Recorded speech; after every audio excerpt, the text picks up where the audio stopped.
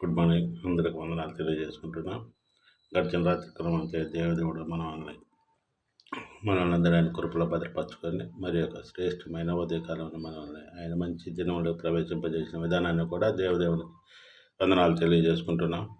మీకు కూడా నా హృదయపూర్వక వందనాలు తెలియజేసుకుంటున్నాం. ఈ ఉదయకాలంలో ప్రతి ఒక్కళ్ళు యూట్యూబ్ ఛానల్ చూస్తూ మా యూట్యూబ్ ఛానల్ సపోర్ట్ చేస్తున్న ప్రతి ఒక్కళ్ళు మా గురించి ప్రార్థిస్తున్న ప్రతి ఒక్క బిడ్డను కూడా మేము పేరు వరుస్తున్నాం ఆశ్రయించి కాపాడాలని దేవుని ప్రార్థిస్తున్నాం.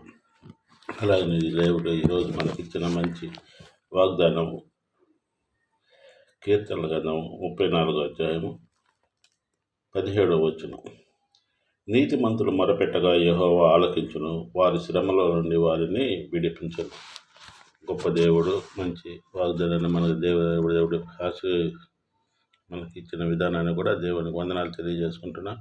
నీతిమంతులు మొరపెట్టగా మనం దేవునికి మొరపెడితే తప్పక ఆయన మన శ్రమల నుండి వారిని విడిపించును. ఆయన మన శ్రమలన్నింటి నుంచి ఆయన తప్పక విడిపిస్తానంటున్నాడు. కాబట్టి మనం దేవుని ప్రార్థించాలి, దేవుళ్ళు నడుచుకోవాలి. దేవుని కృపలో మనం ఉండగలిగితే దేవుళ్ళ మనల్ని ఉదయాన్నే లేచి బైబిల్ చదివి ప్రార్థన చదువుకొని మంచిగా ప్రార్థిస్తూ దేవుళ్ళు గడపగలిగితే ఆ దేవుడు మనకి తప్పక మన శ్రమలు మన అవసరాలన్నింటిలోంచి ఆయన మనల్ని విడిపిస్తారని గొప్ప వాగ్దానాన్ని ఇచ్చున్నాడు. ఆగలేని సింహపు పిల్లల్లో లేమగలవై ఆకలి కొనను, యెహోవాను ఆశ్రయించే వరకు ఏ మేలును కొదువై ఉండదు. సింహపిల్లలైన ఆకలి కొని ఉంటాయేమో కానీ దేవుడు నమ్ముకున్న బిడ్డలకి ఎలాంటి శ్రమలు కానీ ఎలాంటి ఇరుకు ఇబ్బందులు సమస్యలు ఆకలి తప్పులు ఉండవు.